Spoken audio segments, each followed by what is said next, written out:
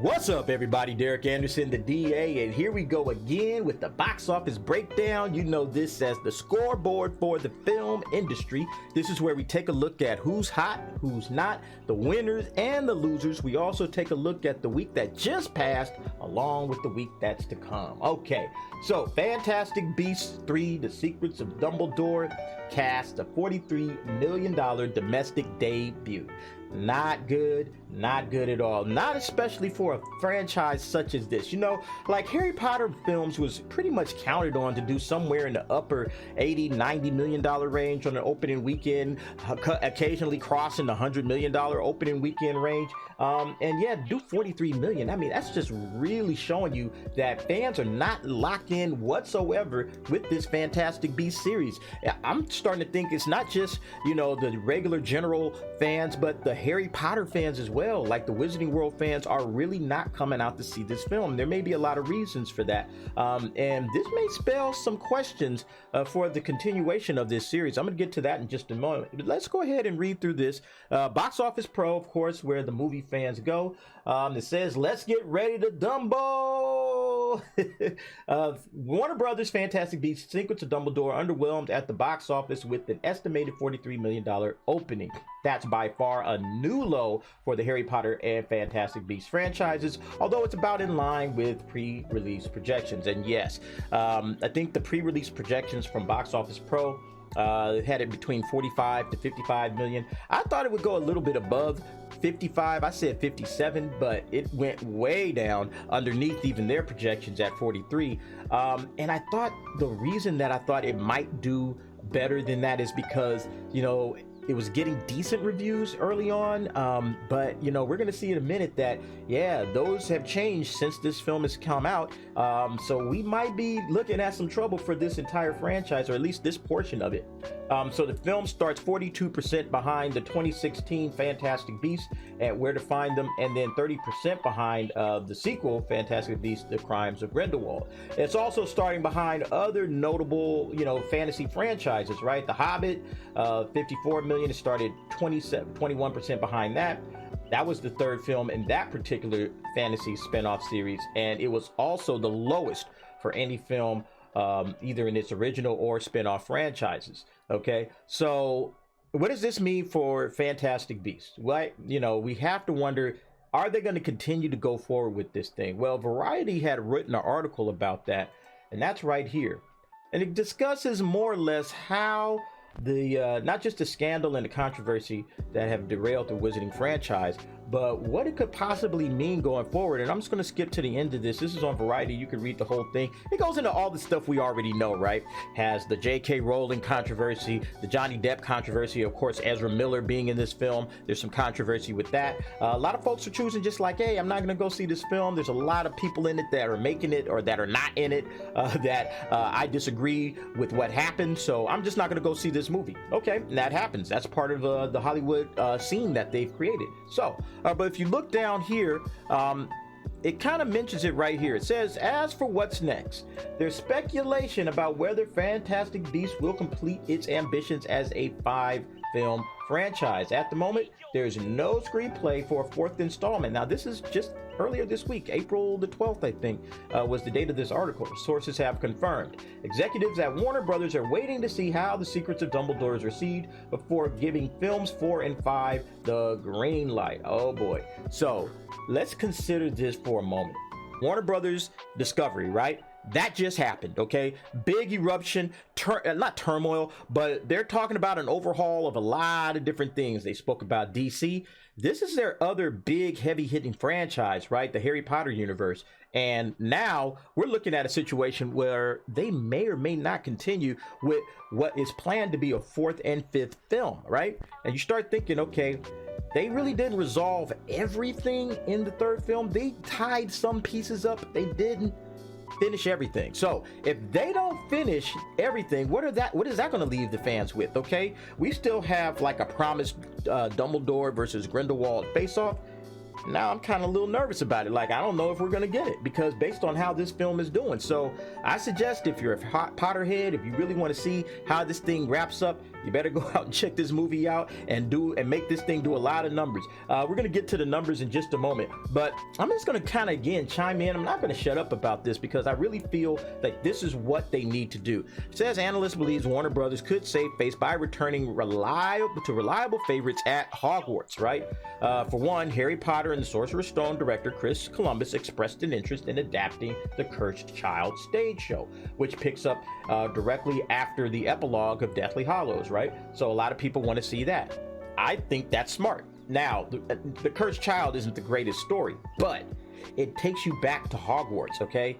The people that enjoyed this story, as I just said previously, it's a coming of age story. I said that during the review that I just did, and I'll link that right above.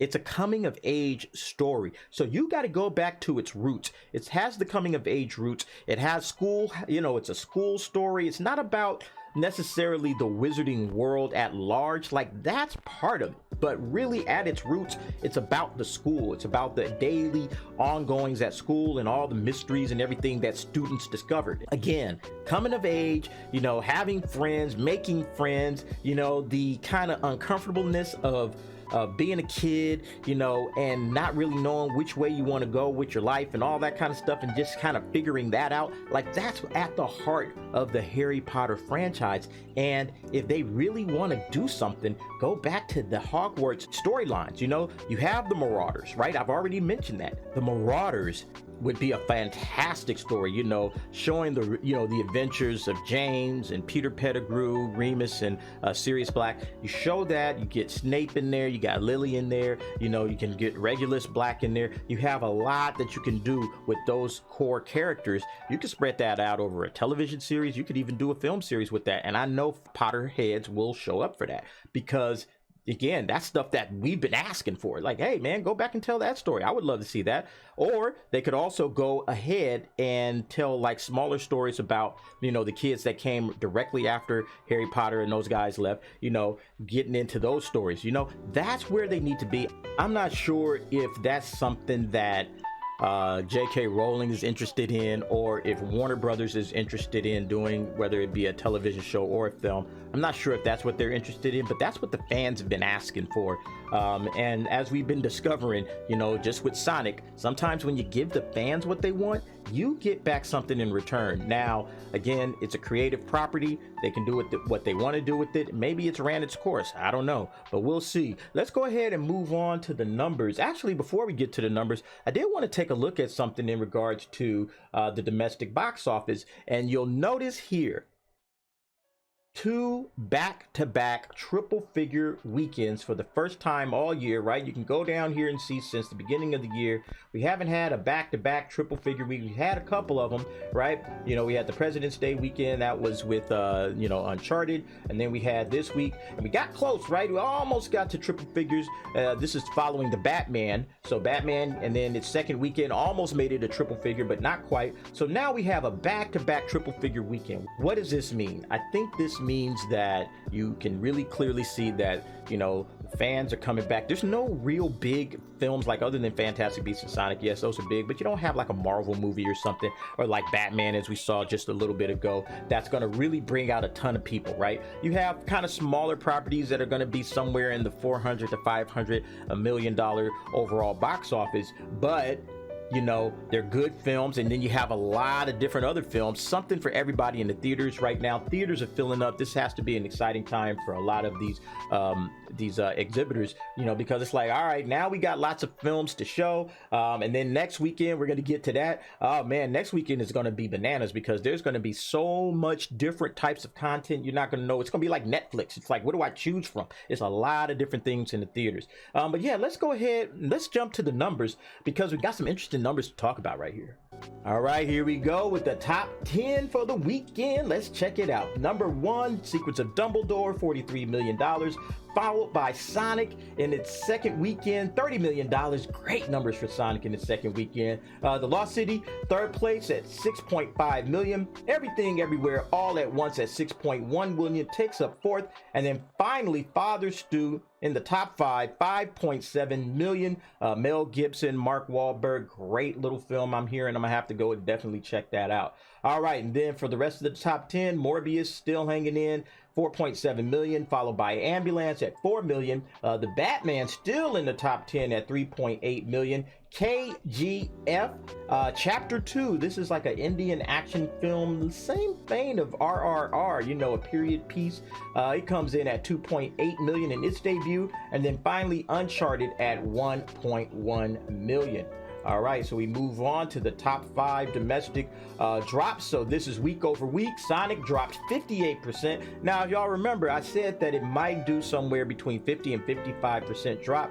58% is about right. $30 million, solid weekend. I know that the folks at Paramount have to be absolutely pleased with that. Now sitting at a $231 million worldwide box office. The Lost City has a 37% drop, now sitting at 88 million. Everything Everywhere All at Once actually got a 2-point increase, right? 2% increase. So it's the second weekend in a row that it's increased. Last week it was 461% up, but we expected that. But then also 2% up. And I think it makes sense because a lot of folks that would have gone to take their kids to see Sonic last week and this big weekend, they probably said, all right, let's go check out Everything Everywhere All at Once. That's now sitting at 18 million worldwide. And then finally, Morbius and Ambulance, 53% each. Both of those films definitely underperforming, and they're going to need some help. All right, let's keep going. We're going to move on to, all right, here we go for the top 10 worldwide.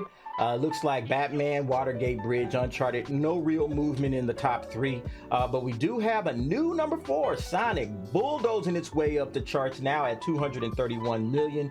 Too Cool to Kill at 217. Nice View, 211. Secrets of Dumbledore makes its debut at 193 at 7th place, and then followed by Morbius, Scream, and Death on the Nile. So you can see definitely some of the bigger hitters are starting to step in and take over this top 10 worldwide spot. All right, and then we go to the top 5 make it or break it. All right, so we already said that the Lost City was going to be in trouble, but it still has its international debuts. It has not internationally debuted in a lot of countries. That's going to be coming up this week and the following week. So we're going to keep an eye on Lost City and see if it can close the gap in a big way internationally with that $185 million break-even number. Morbius already dropped everything that it's going to drop. So right now it's just trying to ride this thing out. It has roughly another $40 million to get there. I do not think it's going to make it, but you never know. It'll probably hang out in theaters for another 2 or 3 weeks, but when Doctor Strange comes, yeah, it's going to get wiped out. And you can see it's barely doing, like, you know, roughly around $4 million now. I don't think it's going to do much more than that as the weeks progress. So yeah, Morbius is probably going to end up losing its money, but it might not be a huge loss if it comes in somewhere in the neighborhood of $160 million. I think a lot of studios will say, all right, we tried it, it didn't work, let's move forward. Ambulance, on the other hand, now it's sitting at 40 million, the exact same number as its budget. And I said, this is the worldwide number. I said Ambulance would need to do about 40 million domestically. It's not even close to that right now. So I don't know what's going to happen with this one. Like I said last week, Michael Bay, hey, time to dust off your resume and get out there and see if you could jump into the Marvel or the DC era and see if you can take that action over to those types of films.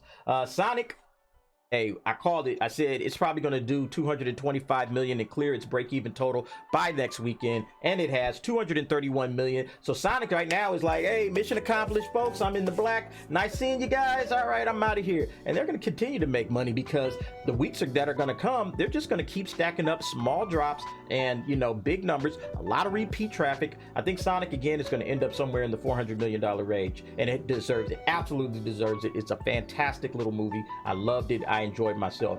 And then finally, Secrets of Dumbledore. Yeah, that one's gonna be tough.